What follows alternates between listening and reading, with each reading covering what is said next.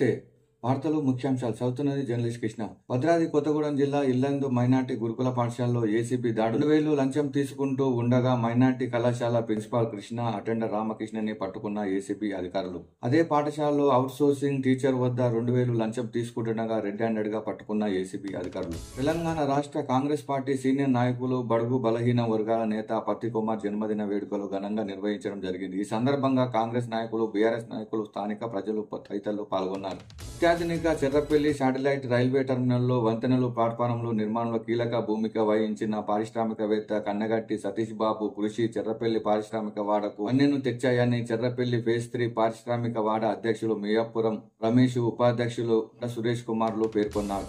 ప్రజాపక్షం జాతీయ దినపత్రిక నూతన సంవత్సర calendar Nagaram municipal chairman Koukutla Chandra Reddy, Congress municipal అధ్యక్షులు ముప్పు శ్రీనివాస్ రెడ్డి, మున్సిపల్ టీడీపీ అధ్యక్షులు కొండ జంగారెడ్డి, బీఆర్ఎస్ నాయకులు మాజీ MPTC Annamraju Srinivasu, సెర్నేటివ్ school correspondent నోముల జంగిరెడ్డిలు ఆవిష్కరించారు. తెలంగాణ రాష్ట్ర డీజీపీ జితేందర్ ఐపీఎస్ ఆదేశాల మేరకు తెలంగాణ పోలీస్ సేవలపై ప్రజల అభిప్రాయ సేకరణ ఈ రోజు మహబూబాబాద్ జిల్లా పోలీస్ కార్యాలయంలో Telangana police citizen feedback poster ను ఆవిష్కరించిన మహబూబాబాద్ జిల్లా SP Sudheer Ramnath Kekan IPS. Nagaram municipality పరిధిలోని 13వ వార్డులో సెంట్ మేరీ బెతానీ కాన్వెంట్ విద్యాలయంలో నిర్వహించిన సిల్వర్ జూబ్లీ యూనివర్సిటీ ప్రోగ్రామ్ లో ఈటల రాజేందర్ ముఖ్య అతిథిగా పాల్గొనడం జరిగింది. ఈ కార్యక్రమంలో chairman Koukutla Chandrareddy, vice chairman Bandari Mallesh Yadav, Congress పట్టణ అధ్యక్షులు ముప్పు శ్రీనివాస్ రెడ్డి, కౌన్సిలర్ పంగ హరిబాబు, తెల్ల సీధర్ తదితరులు పాల్గొన్నారు.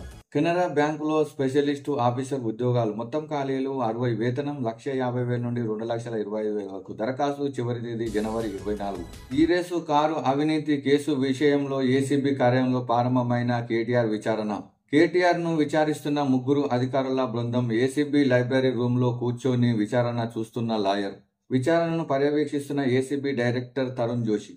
తిరుపతి ఘటన స్థలానికి చంద్రబాబు, కలెక్టర్, టీటీడీ అధికారులపై చంద్రబాబు సీరియస్. సరిగ్గా ఏర్పాట్లు ఎందుకు చేయలేదని అధికారులపై సీఎం ఆగ్రహం. లో లాగా ఇప్పుడు కూడా ఏర్పాట్లు చేశామన్న టీటీడీ ఈవో శ్యామల్ రావు. ఎవరో చేశాడని నువ్వు అలానే చేస్తావా? నీకంటూ కొత్త ఆలోచనలు లేవా అంటూ ఈవోను ప్రశ్నించిన చంద్రబాబు. టెక్నాలజీని ఎందుకు వాడుకోలేదని ఈవోను ప్రశ్నించిన సీఎం చంద్రబాబు. ఇటీవల టెస్టుల్లో టీమిండియా స్టార్ ఆటగాడు విరాట్ కోహ్లీ ఫామ్ గొప్పగా లేదు. అయినప్పటికీ వన్డే విషయానికి వస్తే అతడిని మించిన మ్యాచ్ విన్నర్ మరొకరు లేరు.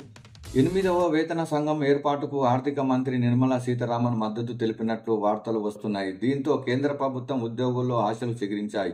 భారత్లో 8వ వేతన సంఘం అమలు చేయాలని ఇటీవల కేంద్ర ప్రభుత్వం ఉద్యోగుల సంఘం ప్రధాని నరేంద్ర మోదీకి విజ్ఞప్తి చేసింది. వైరస్ పట్ల ప్రపంచ ఆరోగ్య సంస్థ తొలిసారిగా స్పందించింది. హెచ్ఎంవీపీ హ్యూమన్ మెటాహూమా వైరస్ కొత్తదేమీ కాదని పేర్కొంది. దీనిని 2001లోనే గుర్తించామని WHO తెలిపింది. వార్తలు ఇంతటితో సమాప్తం. Thank you.